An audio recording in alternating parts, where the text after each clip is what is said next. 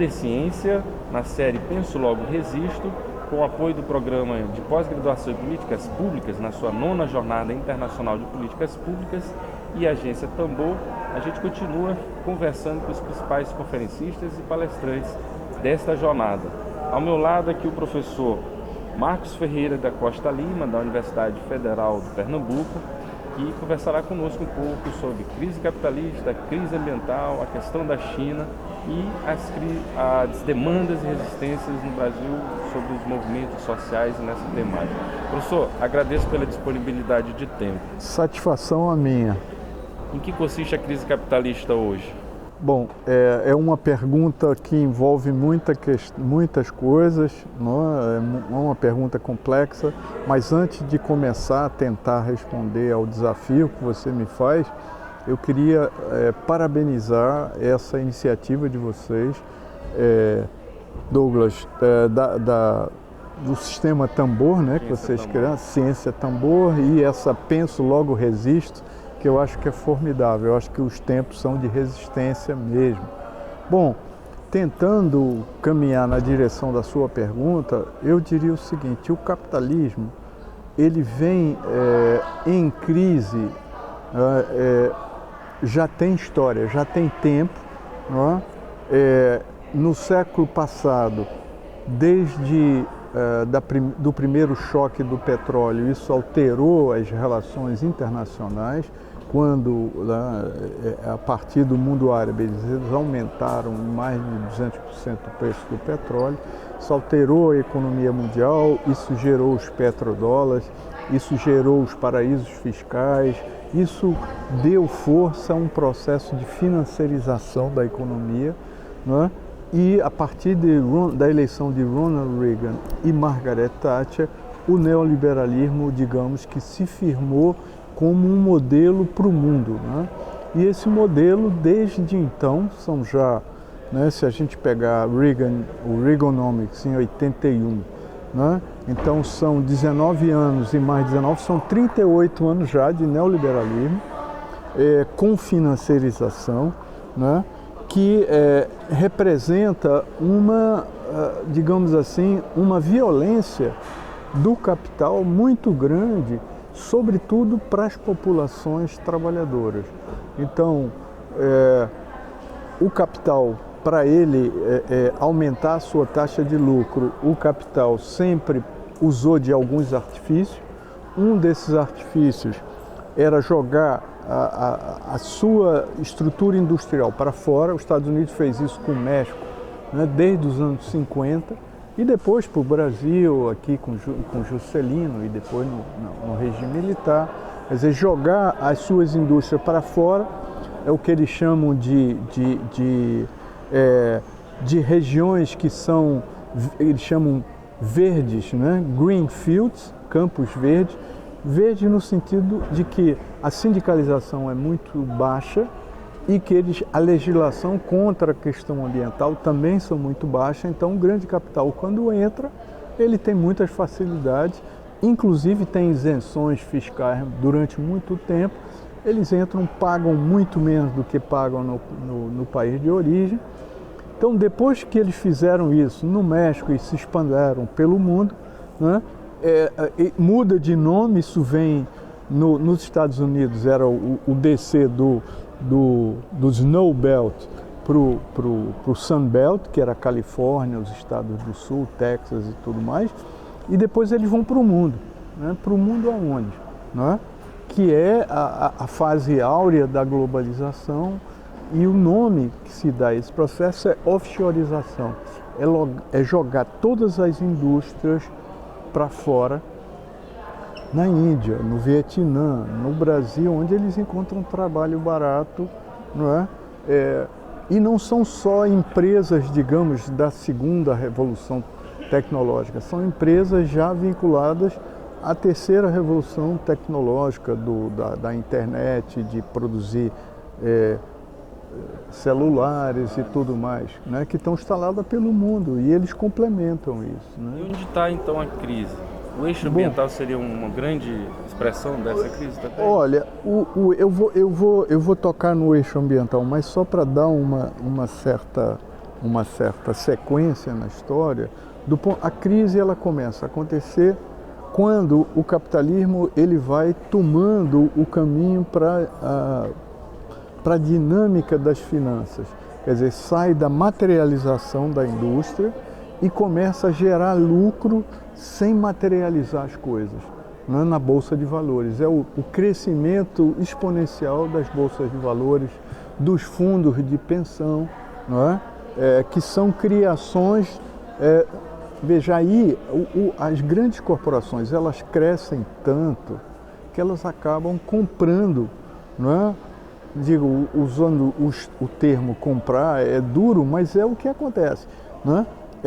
Elas capturam os estados nacionais. Então, os estados nacionais mais frágeis, como o Brasil, o México, não é? Vietnã e por aí vai, não é? Eles acabam cedendo a tudo aquilo que o grande capital exige, né? O pensador sociólogo falecido já, Bourdieu, ele tem uma expressão que é muito interessante, né? No sentido, ele fala fazendo uma alusão a Adam Smith, da mão de esquerda e da mão direita do Estado, como se a mão esquerda fosse a mão do Estado para ajudar, né, as políticas sociais, né, as políticas educacionais, políticas de saúde, e a mão direita é a mão do capital. Então ele diz que, ao contrário do que alguns teóricos falam de que o capital, a mão do capital exigiu que o capital se retirasse, né, do estado mínimo, isso não aconteceu. O capitalismo e os estados apoiaram os grandes bancos, né? Isso ficou muito evidente, por exemplo, na crise da subprime. Várias grandes empresas faliram, grandes bancos faliram nos Estados Unidos e o Estado americano, o Federal Reserve, foi lá para cobrir os débitos daqueles grandes capitalistas. Isso é um lado da coisa. E junto com a tecnologia, a alta tecnologia, eles poupam mão de obra, não é? Então, com essa revolução que está acontecendo agora, 4.0, de alta tecnologia, internet das coisas, né? Toda essa robotização, esses drones, tudo isso é uma economia que vai liberar mão de obra à vontade. Tem um grande sociólogo americano, de esquerda, evidentemente, Ralph Collins, que ele estuda isso, o desemprego já de gente altamente qualificada, não é? Que agora, para se colocar no trabalho, ele tem que baixar muito a sua expectativa do trabalho. Então, isso em escala planetária, isso reduziu muito os salários mundiais, quer dizer, tecnologia por mão de obra. Ou então, aportam tecnologia, mas pagam muito pouco cortam por exemplo, as aposentadorias. Está acontecendo aqui no Brasil, né? As mudanças de Bolsonaro são as mudanças profundas, muito violentas contra os trabalhadores, sobre esses interesses, né? Quer dizer, o trabalhador vai ter que trabalhar mais.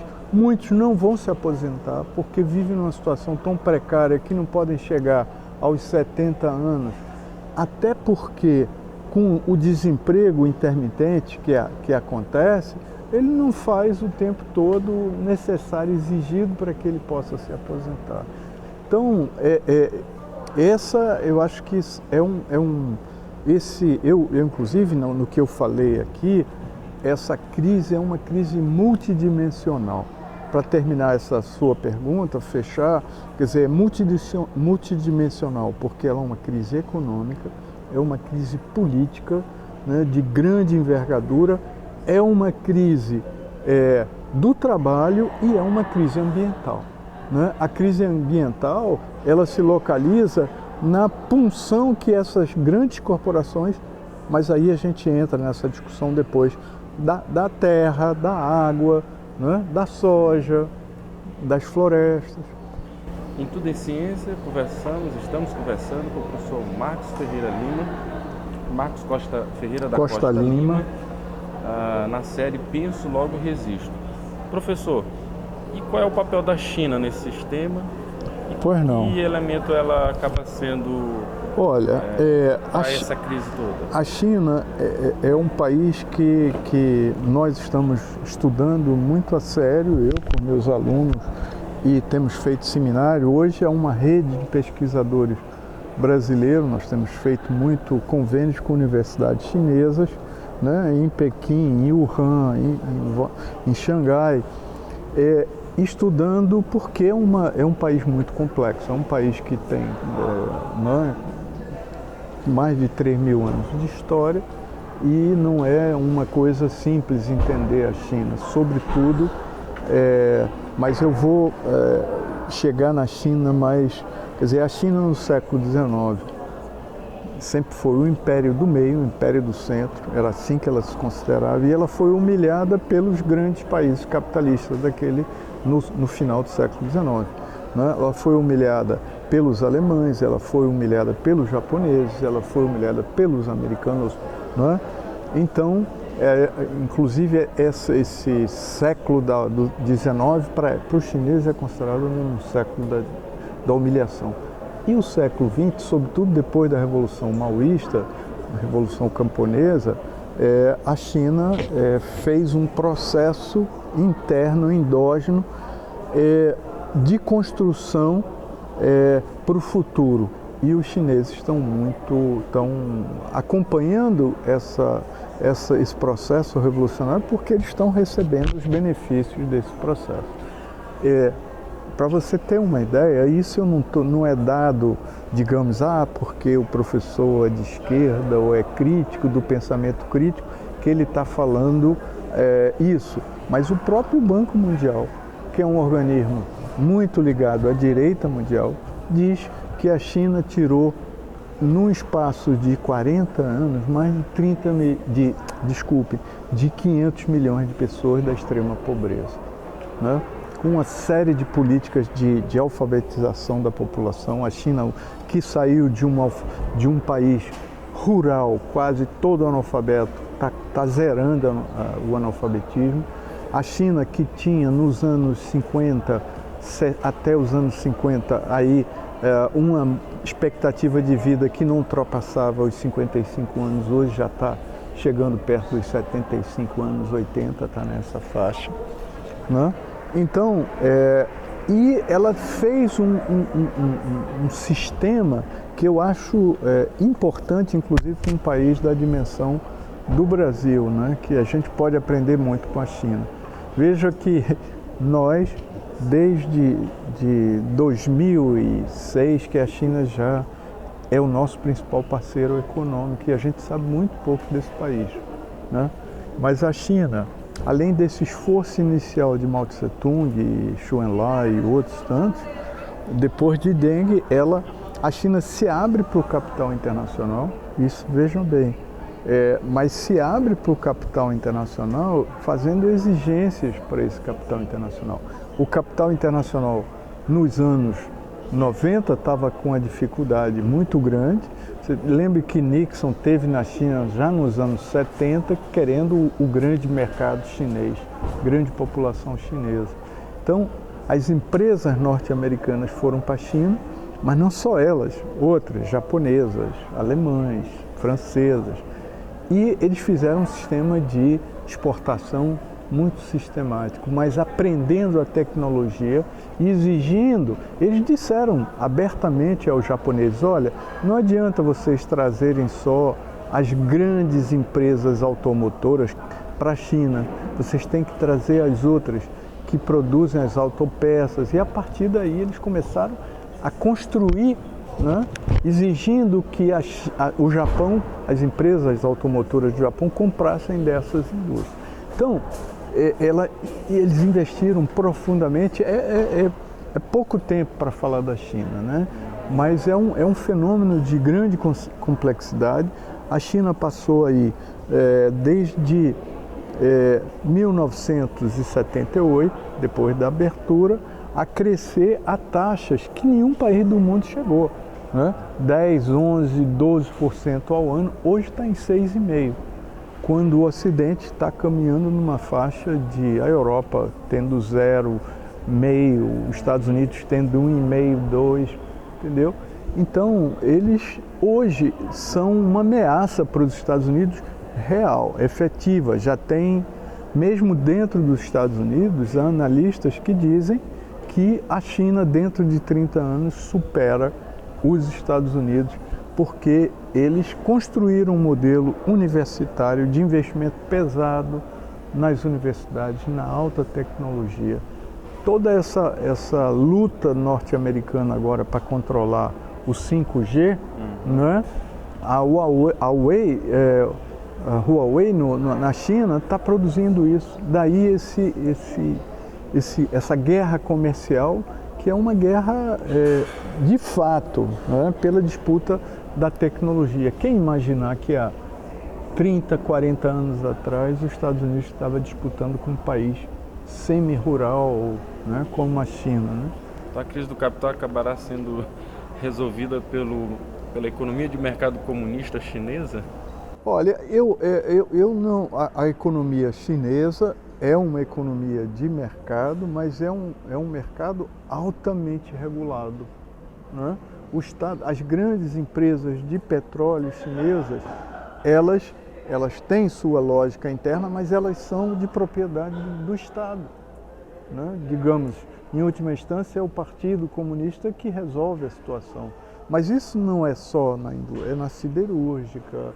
Isso também não quer dizer que a China não tem problema, poluição e tal, mas eles estão tentando resolver. Eu ainda tenho algum tempo para falar sobre...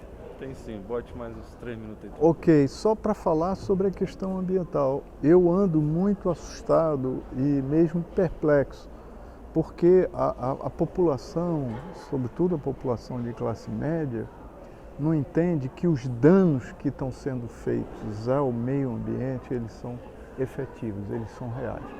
Para o Brasil, vou apenas falar do Brasil. O Brasil está construindo um lugar no mundo, pressionado pelo grande capital internacional, que é desastroso. O agrobusiness, o agronegócio, é fatal para o Brasil, porque hoje o Brasil é o maior produtor de carne do mundo. Mas, ao mesmo tempo que ele é o mesmo produtor de carne do mundo, 30% das carnes que o Brasil exporta saem da Amazônia. E para sair da Amazônia, eles estão destruindo a Amazônia. Por que essa política de Bolsonaro contra o INPE? Porque o INPE mostra a devastação que, do ano passado para cá, né, tomando o mês de agosto como referência, né, eles já devastaram 236% da Amazônia, correlacionando o que foi destruído no ano passado e esse ano. Quer dizer, além disso, a soja. Uma coisa que eles não dizem, por exemplo, é que até a questão da água que chega na soja lá, os analistas brasileiros da COP, né, da COP21 mundial, que participam desses estudos, eles falam de chuvas aéreas. A Amazônia, ela traz tanta água da floresta que cria rios aéreos, e esses rios aéreos vão bater lá na área do Pantanal, né, regularmente, né? E isso está ameaçado na medida que eles estão destruindo madeira. Mas, além disso, tem um custo humano, né? Os cerrados brasileiros é um ecossistema que está sendo destruído. O fenômeno do Matopiba, que é o Maranhão, Piauí, Tocantins e Bahia, que eu não tenho tempo de falar, mas é outra coisa muito grave. Eles estão tirando os camponeses da terra, os indígenas, as quebradoras de coco, todo um grande setor de população que vive dos cerrados, que está sendo, né, despejado, digamos assim, por essa extração de riqueza a todo custo para o grande capital. Isso é um modelo de predação, é um modelo neoextrativista que vai nos levar ao desastre, né? Então a gente precisa mudar. O povo brasileiro precisa acreditar que o que está sendo feito com o Brasil, um país tão rico, né, com uma população que foi generosa durante o tempo todo, que fez uma escolha errada. E essa escolha está custando e vai custar cada vez mais se a gente não muda esse governo. Na série Penso Logo Resisto, conversamos com o professor Marcos Ferreira da Costa Lima. Professor, agradeço pela disponibilidade. Satisfação minha. Muito obrigado a vocês e continuem esse trabalho tão importante. Obrigado. Obrigado.